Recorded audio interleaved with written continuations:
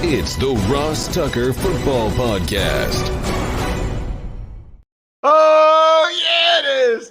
But it's not just any Ross Tucker Football Podcast. It is a surprise Tuckheads Tuesday edition of the Ross Tucker Football Podcast, presented, of course, by DraftKings.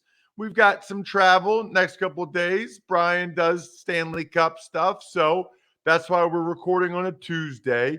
Class will be in session with Professor Greg Cosell. We like to move Greg Cosell around a little bit. Not always the last episode of the week. Keep you guys on your toes. I know some of you out there only make sure you listen or watch the Greg Cosell episodes. We will have a new Spread the Word winner via social media this week. I'm checking all of them: TikTok, Instagram, Facebook, Twitter, at Ross Tucker NFL. Can't tell you how much it means if you just share it or like it or retweet it or quote tweet it's the best, or at Ross Tucker Pod. We'll have a new sponsor confirmation email winner. So many good sponsors: LinkedIn and UFOs, Express Clothing. Just got 2 bathing suits from them. And then the YouTube shout out, because I just love getting YouTube comments from you guys and new YouTube subscribers. We need more YouTube subscribers. YouTube.com/Ross Tucker NFL. It's Big Show time. The Big Show. All right, Greg, I believe we have 3 divisions left as we wrap up our series that people really, really enjoy. It's fun because we also do something similar on the College Draft Podcast with Emery Hunt, who sort of specializes in the late round picks and the undrafted guys, whereas we love getting your insight and, frankly, a different opinion, which is what these all are, on some of the other guys. So we'll get in the AFC North today with the great Greg Cosell, of course, at Greg Cosell on social media. Before we do that, though, Greg, a couple guys that have been in the news for different reasons that I just wanted to get your perspective on. 2 very different questions, I suppose. The first one, as it relates to Aaron Donald. You've been doing this for 43 years now, Greg. You obviously just got a huge contract, highest paid defensive player ever, all that stuff. We all know he's very, very good, right? I guess my question for you, Greg, can you put it in context, the type of player he is as compared to some of the other guys you've seen over the last 40 years or so? Well, I think what makes him so interesting to me, and I kind of felt this when I watched him coming out of the University of Pittsburgh, is the explosive movement with that body type, Ross. I mean, you played offensive line, and he's, in terms of height, he's short. He's not a tall player. You know, he's not a length player. He's not like a J.J. Watt, who had those 3 or 4 or 5 dominant years, and he had length. Aaron Donald does not have length to fall back on, but his explosive quickness, explosive power with that body type is something that I really noticed coming out of Pittsburgh. I can't sit here and tell you I knew for a fact that he'd be this dominant. If I said that, I'd be lying. But I think that stood out. And in fact, I had a great conversation with the D-line coach at the time when he came out, and this particular D-line coach, who was working at the time for a team that played a 3-4, could not figure out exactly how they would use him, and therefore did not have him rated really highly. And since we spoke, and he said, hey, you were right about Aaron Donald. He can kind of line up anywhere. But I think given his body type, because he's kind of short and stout, that explosive quickness and power really stands out. Yeah, I've got several things, Greg, that I think you'll appreciate that I think are notable. Number one, I never had any concerns about his size because a lot of the best guys I played against, Leroy Glover, Bryant Young, that's who he kind of reminded me of. Geno Atkins kind of falls into that category. Yeah, and I didn't play against Geno, but I'm talking about the guys that I played against.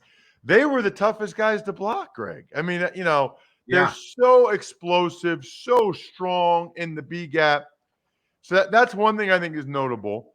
Another thing I think is notable, if he played in the 80s, Greg, he probably would have kept his weight down to 245 and been a middle linebacker or an inside linebacker. That's an interesting They didn't point. really have that kind of body type along the D line back in the 80s. No, that's a great point. We've seen that a lot more 10, 15, 18 years.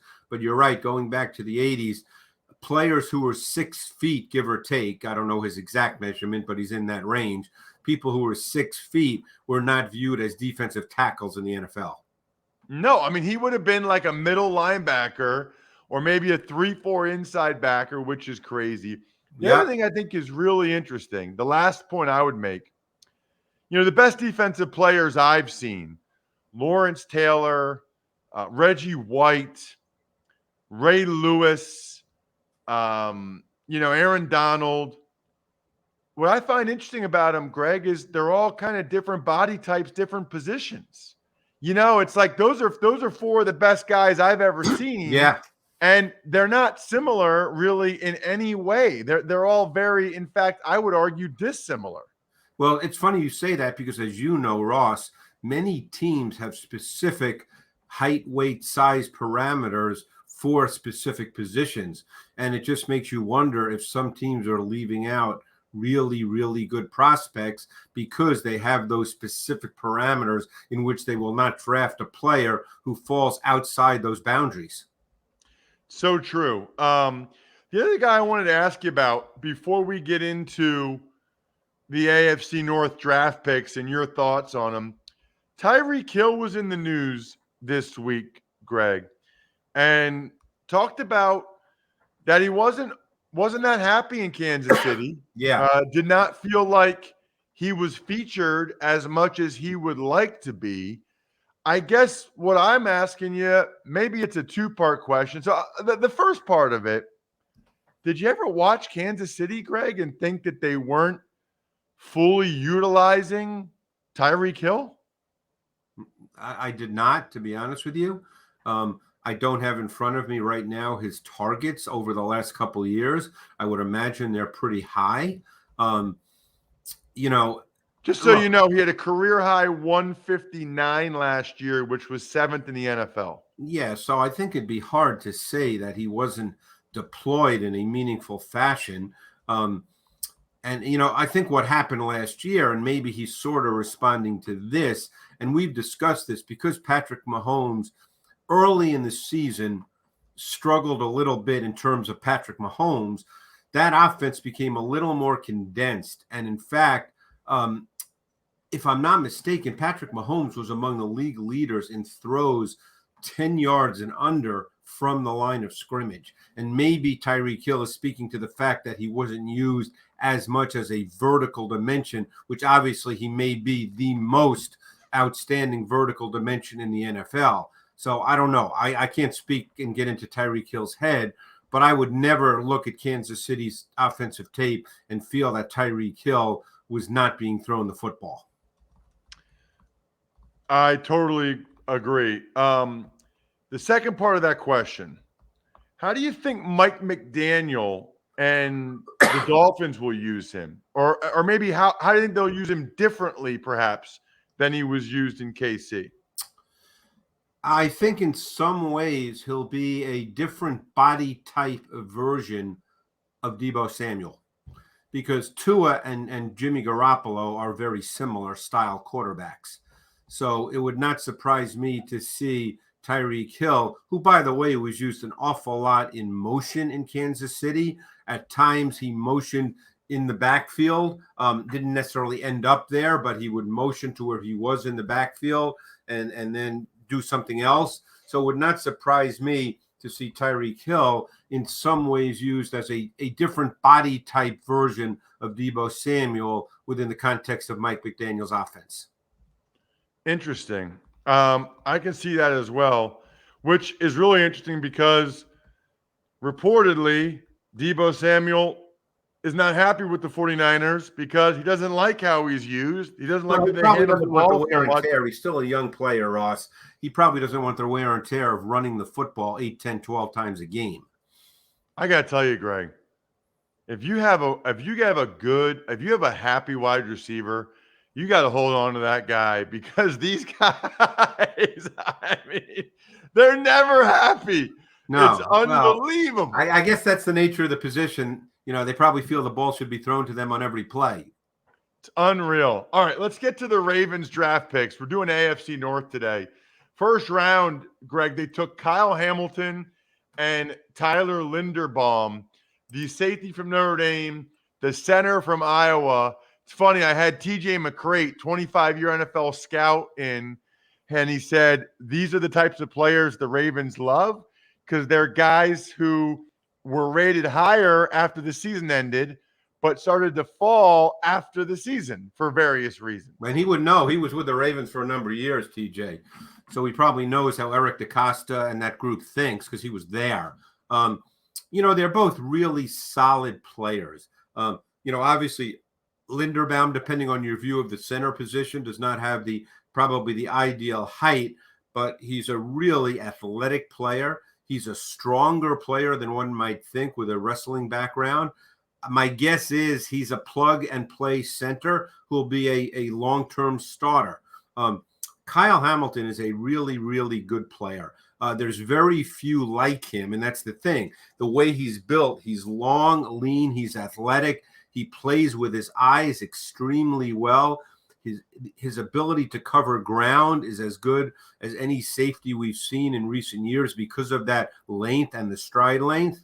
And one thing we've seen in this league an awful lot of over recent years is more teams playing what we call big nickel with 3 safeties. And they've got Chuck Clark, who's become a very good player for them. They signed Marcus Williams from New Orleans, who's essentially a post safety. And Clark is almost a combination linebacker safety. And now you could play 3 safeties and play big nickel. And as I said, that's become much more in vogue. A team like the Cowboys with Jaron Kearse, that was in a sense their base defense. They played big nickel, and it would not surprise me to see the Ravens do a lot of that. Is there a guy that Kyle Hamilton reminds you of in the NFL right now? Because I can't think of very many tall safeties like that. No, because he's a much more fluid athlete than someone like Cam Chancellor, who was obviously 6'4" as well and 230 pounds. Hamilton doesn't quite weigh that much and is built totally differently. Hamilton looks more like a sleek athlete, whereas a guy like Cam Chancellor at that size almost looked like a linebacker, as many might recall. So to me, there's no one I can think of, even someone like Jaron Kearse, who's essentially a safety / linebacker for the Cowboys, he doesn't weigh 230, but Hamilton is a sleeker looking athlete and a better athlete than Kearse. Next few picks, they took Ajabo, the edge rusher from Michigan, Travis Jones, the D tackle from Connecticut, the big boy, Daniel Falale, the offensive tackle from Minnesota, Jalen Armour-Davis, a corner from Alabama, Charlie Kohler and Isaiah Likely, the tight ends from Iowa State, Coastal Carolina. Who jumps out to you? If I could talk just quickly, 2 guys, I really like Charlie Kohler a lot. I think the reason he was a 4th-round pick is because he's not an explosive mover. He's not going to be thought of in the way of Darren Waller or Travis Kelce, or George Kittle for that matter. He's not going to be talked about like that. And to reduce it to a cliche, but a true cliche, what Charlie Kohler may have done better than any tight end in this draft class is get open and catch the ball. And this is a team that clearly likes to play with multiple tight ends because not only did they draft Kohler, they drafted Isaiah Likely in the same round, another tight end. The other player I'd like to briefly mention is Jalen Armour-Davis. I really, really liked his tape, Ross. I thought, again, I don't do round grades on guys, as people know who listen to me, but I thought he was worthy of a higher draft round than the 4th. I think the injury history probably gave some people some apprehension about where to draft him, but I really liked his tape, and I think he could become a true quality starting outside corner in this league. Taking a look at the Cincinnati Bengals up next. They went DB the first 2 rounds with Daxton Hill, the safety from Michigan, and Cam Taylor-Britt, the cornerback from Nebraska. I like both those guys a lot. Daxton Hill was actually, and I did not know much about him before I watched him, but he ended up being one of my favorite players to watch. For Michigan, he played safety to the wide side of the field in their base defense. And then when they went nickel or dime, he was their slot corner. And I thought he was really, really good in that role. So you could almost view him as a nickel as well. Now, they still have Mike Hilton. I actually thought watching Daxton Hill, Ross, I thought because of his length and his explosive movement traits that you could line him up at outside corner once he learned the position, and he'd be a really good outside corner because he's 6 feet and is an explosive athlete. Cam Taylor-Britt, to me, is just a really solid corner. Physical, aggressive, feisty, competitive. It would not surprise me if he ends up being a starter opposite Awuzie sooner than later. The rest of their picks, they got Zach Carter, a DN from Florida in the 3rd round. Cordell Volson, guard from North Dakota State in the 4th round. 5th round was Tyson Anderson, safety from Toledo. Yeah. Last round, Jeffrey Gunter, edge from Coastal Carolina. I think Tyson Anderson is a really fascinating guy. Smaller school guy. I don't know if you did any Toledo games. But several, yeah. Yeah, so you know who he is. He's close to 6'3", super athletic kid. Was used in multiple ways in the Toledo defense. Obviously did not play in a Power 5 school, so there are concerns about quality of competition and the rawness in his game. But this kid is a really superior athlete, and he will take some time, but I could easily see him developing into a starting player down the road. Let's move on to the Cleveland Browns, Greg, and they ended up not having any 1st or 2nd round picks, but they had a bunch in the 3rd and 4th round. 3rd round, they took Martin Emerson, a corner from Mississippi State, Alex Wright, a DN from UAB, and David Bell, a super productive receiver from Purdue. Yeah, and Bell's your classic case of a guy that was not going to get drafted high just because he didn't run well and was not going to run well. The tape tells you that. But he was a professional receiver right now. He knows how to run routes. He knows how to use his body. He knows how to create separation. He knows how to get open, and he catches the ball.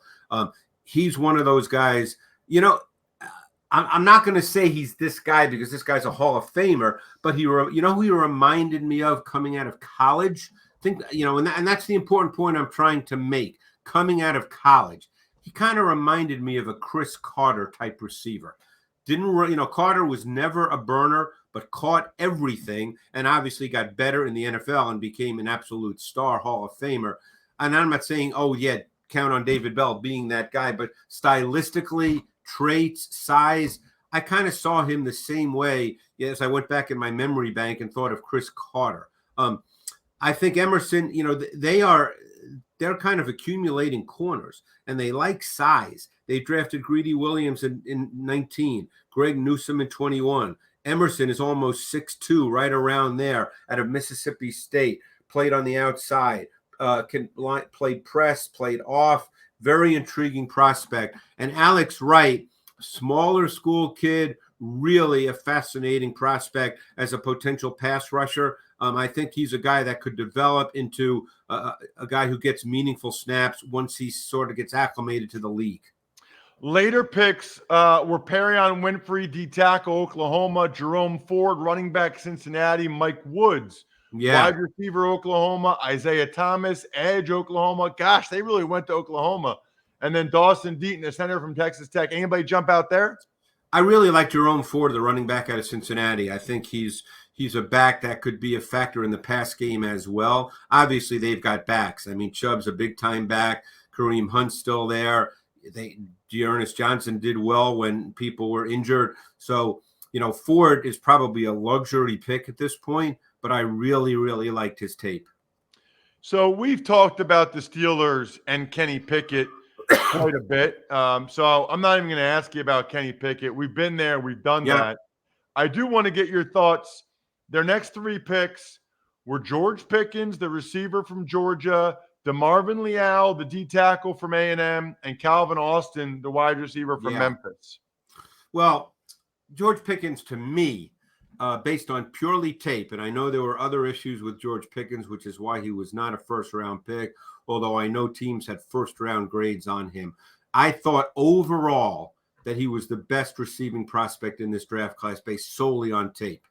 Big, physical, can run, played in the SEC, came in the SEC as a true freshman and was a dominant wide receiver. I'll be real curious. I think that he's in a very good situation with Mike Tomlin. So I'm very curious to see how Pickens does. Just to jump to Calvin Austin for a second, he's out of Memphis. I loved his tape. You know, he's short and he's not small, but he's short. And he played outside at Memphis. And, of course, because of his size, people immediately say he's a slot receiver. You know, I don't know about that. I think he could be one of those guys you end up moving around the formation quite a bit. He's super explosive. He's a track guy, but he's a receiver as well. But that track speed shows up on tape. And then DeMarvin Leal was an intriguing guy because after his 2020 season, I watched him last summer. He looked like a potential first-round pick because he could play inside. He could play outside on the D-line. He showed pass rush ability. He was not as good this year in 2021, and that's the reason he dropped to a third-round pick. But the traits are there, so we'll see if they can get it out of him because he is kind of a multi-positional D-lineman. Greg, you are multi-positional as well. I could do this all summer. I could just talk to you about player. I wish there were more drafts or more teams. We have 2 more divisions to go. Fantastic work. Well, Ross, I've already started watching some guys who'll be in next year's draft, just so you know. Hey, we're going to talk about it. Before you know it, preseason games will be here. Thank you, Greg. Thanks, Ross. Man, that guy is hired forever. And if you need to hire someone, create a free job post in minutes on LinkedIn Jobs to reach your network and beyond to the world's largest professional network of over 810 million people. I've told you guys this before. With 3 small businesses, it's hard to find good people, which is why LinkedIn, with their simple tools like screening questions, make it easy to focus on candidates with just the right skills and experience so you can quickly prioritize who you'd like to interview and hire. LinkedIn Jobs helps you find the candidates you want to talk to faster. Did you know every week nearly 40 million job seekers visit LinkedIn? It's true. Post your job for free at linkedin.com/Ross. That's linkedin.com/Ross to post your job for free. Terms and conditions apply. Tuck's Takes. Hey, Ross, good morning. Let's start with Terry McLaurin, wide receiver, not attending minicamp for the Commanders. So some guys that want new deals are attending minicamp. Some guys that want new deals aren't attending minicamp. It kind of goes both ways. McLaurin is taking the DK Metcalf approach and not attending minicamp, which is interesting because the team can then fine you if they'd like to. Tuck's Takes. You know who is attending minicamp? That's Lamar Jackson and Kyler Murray. Right. Now, Kyler Murray has been very vocal about wanting a new deal.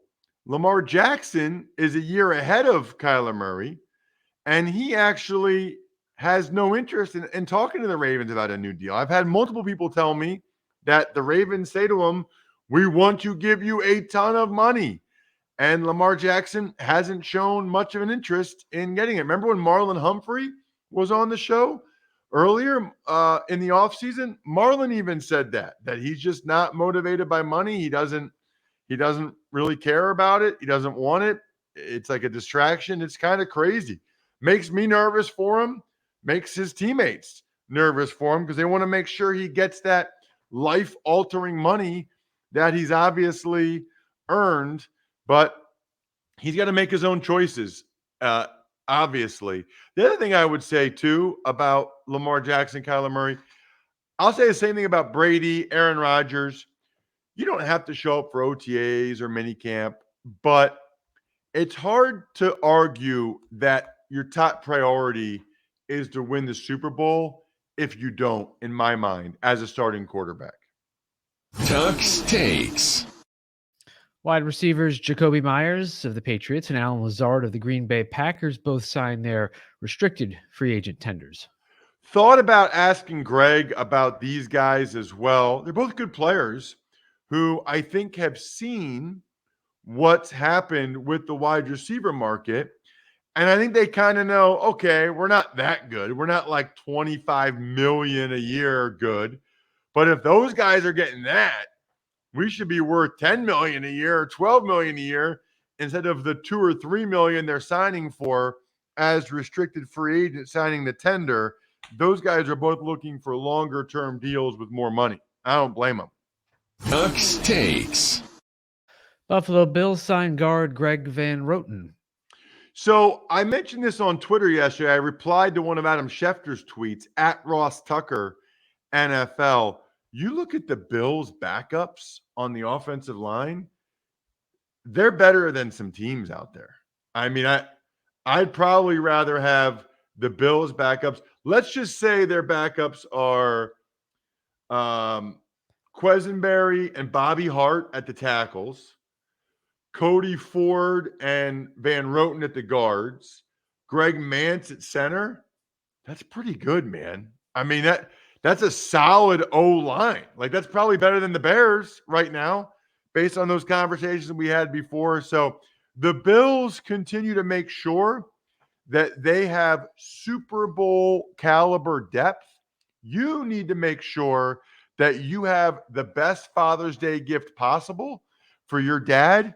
It's myfrontpagestory.com. It's not too late. Go to myfrontpagestory.com today. Your dad loves the newspaper. He will be thrilled to have a story written all about him, a cover story. myfrontpagestory.com. Ducks Takes. And finally, the Miami Dolphins reportedly offered Sean Payton a 5-year, $100 million contract to coach the team. We haven't talked a lot about this, Bri, but there's all kinds of rumors that the Dolphins were trying to do a package deal to sign Brady and sign Sean Payton, which would have been pretty tough considering they were both had their rights under contract with other organizations. But that was sort of the master plan that the Dolphins were trying to put together that reportedly got kiboshed because of the Brian Flores lawsuit. Our patrons never get kiboshed, especially the I Think We're Done Here members like Evergreen Economics, go-bengals.com, steakhousesports.com, humanheadnyc.com, Sporticulture, and Pizza Boy Brewing. We'll have a fresh Even Money podcast with Steve Fezzik and Will Brinson today.